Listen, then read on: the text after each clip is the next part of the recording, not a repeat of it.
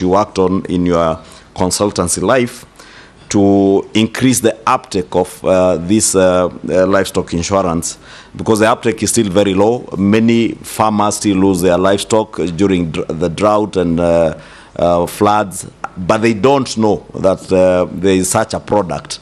And what would you do to communicate better to ensure there is better uptake of that product around the country? Yes, Dr. we're running out of time on you. Can you answer quickly those last interventions? Yes, thank you, Honorable Speaker. On perishability, I think the leader of majority has helped in that, saying that yes, there are programs which are run on markets. Definitely, we at the value chains, as we look at the value chains, definitely one of the interventions is to make sure that we minimize the post-harvest losses, because that is cuts across the board, tomatoes and perishables and even other crops. So minimizing post-harvest losses is a part of food security, because why do you spend a lot of time, money and time, and then you lose it along the chain? So we will look at the programs which can be able to help with with the issues to do with the perishables. Mera Mogoka, I know there is a problem, there is an issue between the producing counties and the consuming counties. And what can happen? Yes, this one is a big issue, and as the incoming, if I'm approved, is the issue is about dialogue. The two sides have to sit down and see how best to sort it out. And I'll be a good, if I come in as an CS, I will be an arbitrator. Yes. Yes, Dr. The other issue is about livestock insurance from the leader of majority and proper communication. Yes, if I am approved, I'll promote that insurance. I worked on this concept from the World Bank and the EU side. We need to promote it.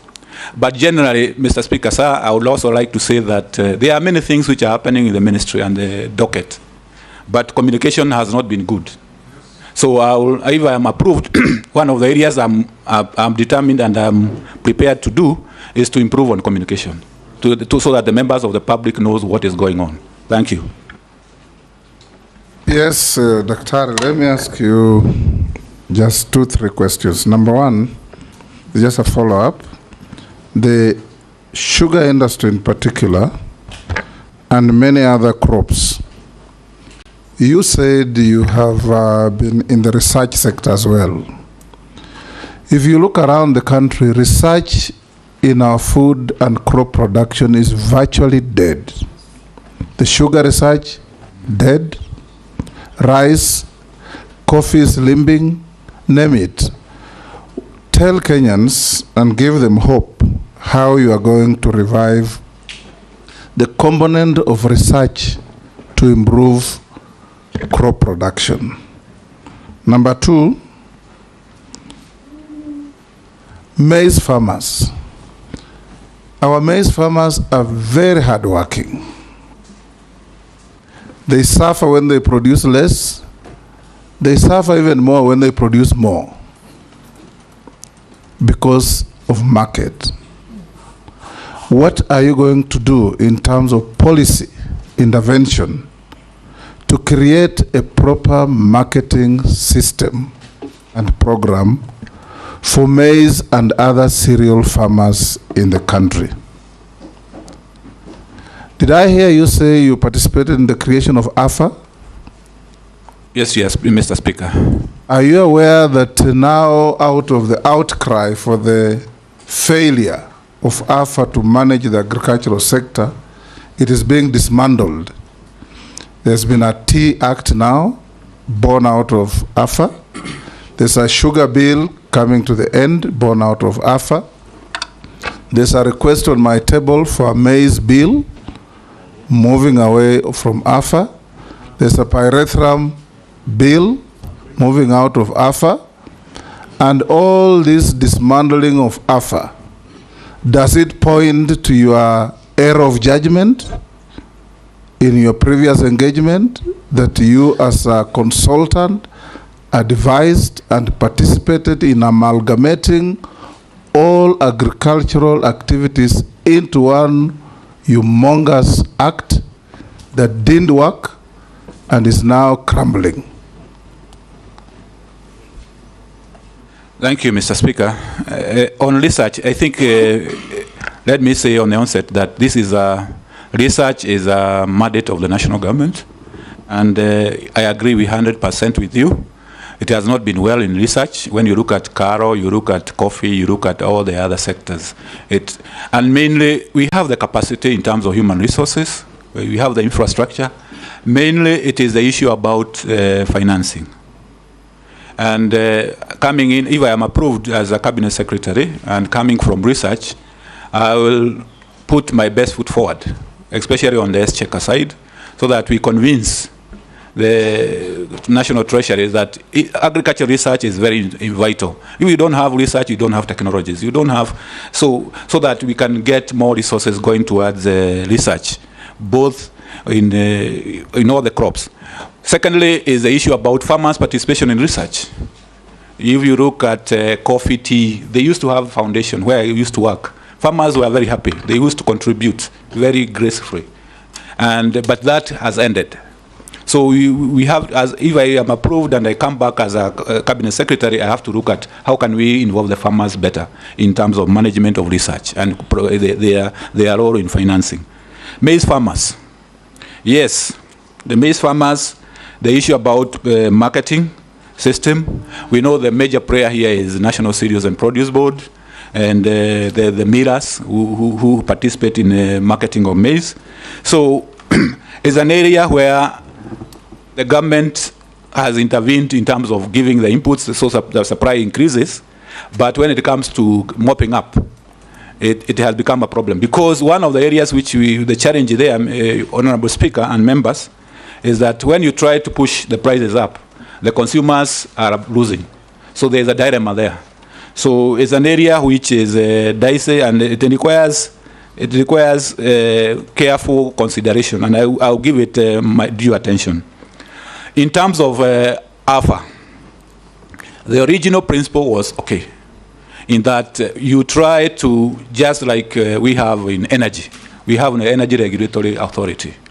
We wanted the same, and if you go to other countries, and honorable members have pointed out that in other countries we need to copy what is working. If you go to India, if you go to Brazil, they have one authority controlling a lot of agriculture activities. What is, and I'm convinced is, one of the issues which came through is the way it was amalgamated, it was the way it was structured, and the way it came out, in that we were not able to give due attention to all the commodities as they were supposed to be. The original idea was okay. It is the execution part which was challenging. And that is why you are finding everybody wanting to go back, because to their own original arrangements. Because in principle, honorable members, Mr. Speaker and honorable members, you'd agree with me, it is more efficient to have one organization where you can have common services. But the feeling of the various stakeholders in various commodities is that they want to go back. Why do you think it didn't work? And what are you going to do about it? Well, it didn't work because the issues coming from various commodities, for instance, coffee, tea, amalgamation of other like sugar. We brought different commodities, different subsectors at different levels and there was no effort made to make sure that they are entering at almost at par. So, be it as may, if I'm approved, is to look at what is going on, to see what the stakeholders are saying, because we have to go with the stakeholders. If they say today we want tea, you cannot force them on alpha. Thank you. Thank you. Yes, Janet. Speaker, this is what one of the public members is saying. Dr. Andrew Muya Karanja, Ministry of Agriculture, CS nominee, says that we will always have sugar deficit, always. Isn't there a government policy that will become we become self-sufficient across all sectors in agriculture? How can Eswatini, former Swaziland, which is smaller than Elgeyo Marakwet County, be one of the biggest sugar exporters in the world? Asian countries like Vietnam never had coffee, yet it's now one of the biggest coffee exporters in the world. Thailand took palm trees from Nigeria and is now one of the biggest palm tree producers in the world. Problem of Kenya is total absence of initiative to change the status quo. Why then be a Minister of Agriculture if you believe that you will always be importers of sugar? And the rest I don't want to say. Then he said, he told you, how can he actually say we will always be sugar importers? Nyanza province alone can produce more sugar than Eswatini or Sudan. There are many others, Dr. Is one asking, I'm a vet, the most neglected arm of agriculture is veterinary services. What are you going to do? And many others. Sure, let me ask. Yes, Kameme? Yeah, there's another one. We have a weakness in the sale of coffee at NC, which allows the buyers to offer prices below the reserve price to force a negotiation with co-farmers outside the trading floor for 24 hours. These are practiced every auction day. What are you going to do about it? You can respond to those. Thank you, Mr. Speaker, sir. Honorable Junet is to say, if I implied that we always have a deficit, that is not my intention. I was saying maybe for now, the situation we are in now is we have a deficit. But going forward, definitely, we will put measures to improve on productivity, the reforms in the sugar sector, which are undertaken, so that we become self-sufficient. I'm sure we can be able to get self-sufficiency. So if it was construed like that, then that is not what I meant. The issue about the coffee, the cartels, and the colluding in prices. You already said you'll dismantle them. Yeah, I'll dismantle them. Yes. And improve on the veterinary. The veterinary, yes, it is. I know I was briefed that Mr. Speaker, sir, that they are registered at many legal instruments. So we are going to, if I am approved, we are going to work with them to see that because they are very critical. Veterinary service is very critical, especially on the livestock side.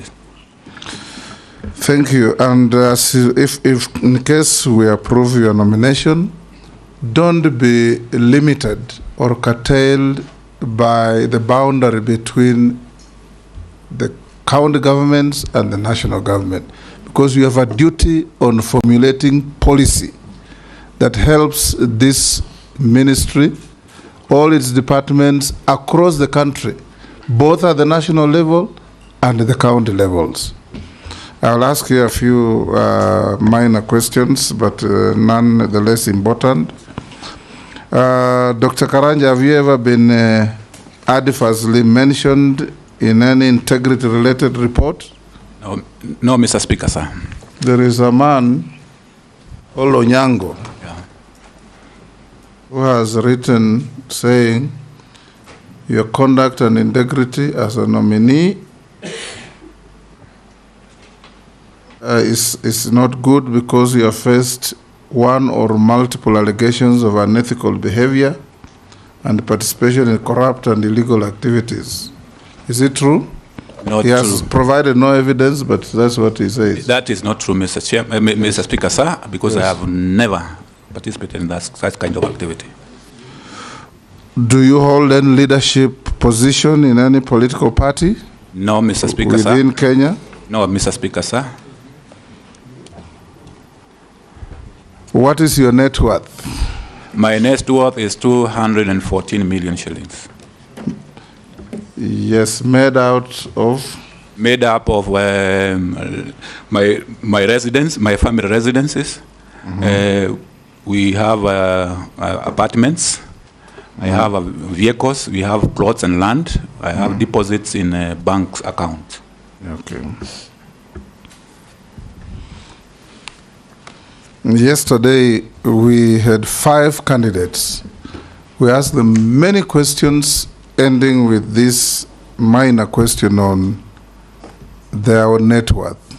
But the media only picked the net worth and forgot everything else. We want the media to be fair to both the candidates for appointment and the committee, because we are not here to evaluate the wealth of candidates. We are evaluating their suitability to hold public office to which they are nominated.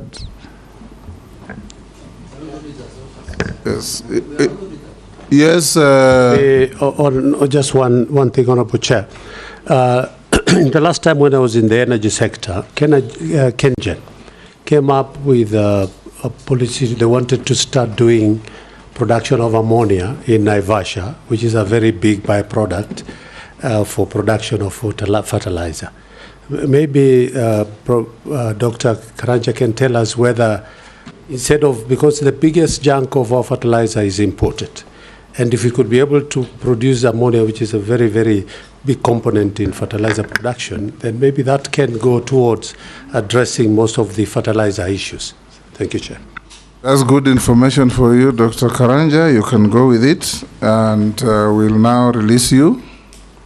Go with your original documents after having been checked with what we have in our possession and found to be correct. Have a good day. Thank you, Mr. Speaker, sir, and I would like to thank you and all the members for the good engagement. Thank you very much. Thank you. Agent, you can escort the nominee. Mr. Speaker, on that issue of declaration of wealth, you know, since our media colleagues are here before the other nominee comes in, I know it's the newspapers that largely reported on it, which is okay, because it's part of the vetting process. But, you know, if these honorable members also here declared their wealth, there are others who are worth much more than that. Like my friend here, Junet, I know if he was to declare his wealth, having been a member of parliament and a businessman of many years. Mr. Speaker, that is being malicious, Mr. Speaker, and he has been sent to finish me. Yeah, I don't know by who. My only concern is that you asked the candidates many incisive questions, and the question of their worth was at the tail end of every interview. And even the candidates gave very clear explanations, like Soipan said, her growth is because of the appreciation of the assets that she had. And I believe it applied to everybody. But what we see in the headlines is totally different. In fact, the Honorable Soipan said appreciation of land and a house she has acquired in Nairobi. And I think it's important for the public to also know all these cabinet secretaries once appointed into office, just like members of parliament, access mortgage facilities to buy a property in Nairobi if you didn't have one. Soipan has also been a member of parliament for 3 terms. So it's fair because maybe next time it will be, these members here will be here being vetted to appreciate that Honorable Mary Amase has been a member of parliament for 3 terms. Whatever she is worth, and she also has other consultancy she does and other businesses. What about me 6 terms? We will only question what you will own if you are to declare here. Mr. Speaker, on the same breath, even Honorable Soipan went ahead and declared even the loans. And if you look at her declaration, she has a loan of 49 million shillings, which is not yet paid and removed from the net worth. So we need to be sensitive on some of these. Speaker, yes. Chairman. Honorable Speaker, I just said I think it's also important for members of the media to understand that the fact that you own properties or your net worth is high is not a disqualification, or it does not make you unsuitable. And the fact that you declare your wealth is not for use now, but for use in future, if, let's say, your wealth that you declared at the time of entering office, if there is alleged corruption against you, that is used to assess whether you legally acquired the property while in office. So it's not for use now. Similarly, the wealth declaration form, the wealth declaration form and the self-declaration form that is deposited at the Ethics and Anti-Corruption Authority, I know that the ESCC have spoken in the media the day before yesterday and said that they clear candidates. ESCC has no authority whatsoever in law to clear anyone. They can only investigate you for corruption. So the self-declaration form is for custody by ESCC for future investigation should they be necessary. Similarly, the wealth declaration form that public servants leave with their employees is for use only at the time that you're being investigated and they have received a court order asking for the wealth declaration form. So it's important that the media get the facts right. Thank you. Mr. Speaker, Mr. Speaker, let me explain this. Mr. Speaker, there is no harm in somebody being rich, and there is no harm, it is not a crime, in somebody being poor. But what I think people expect is just a proper explanation on how, when you declare this is my wealth, what is the source, what is it? The question that has come up is, let's say you have worked for 30 years and you made a wealth of 400 million. And you have worked for 2 years, and you have made a wealth of 150 million. So that's the comparison that they are looking at. If you explain how you made that 150, there is no harm, Mr. Speaker. Richness is not a crime, as you say. I agree with you. And poor is dangerous. Mr. Speaker. Thank you, Mr. Speaker. You know, this is not even new. When we did the vetting last time, all headlines talked about the billions and the hundreds of millions that the nominees were worth. So I think it's something that maybe the media feels can sell. And because of freedom of media, we can allow them to report it the way they see it. Curtailing their freedom at all. Yes. Mr. Speaker, I'm aware that Ishungwa is worth 5 billion as of now. Why are you understating him? Honorable Speaker, I was wondering why he's understating. Why are you understating him? Can we break for 10 minutes?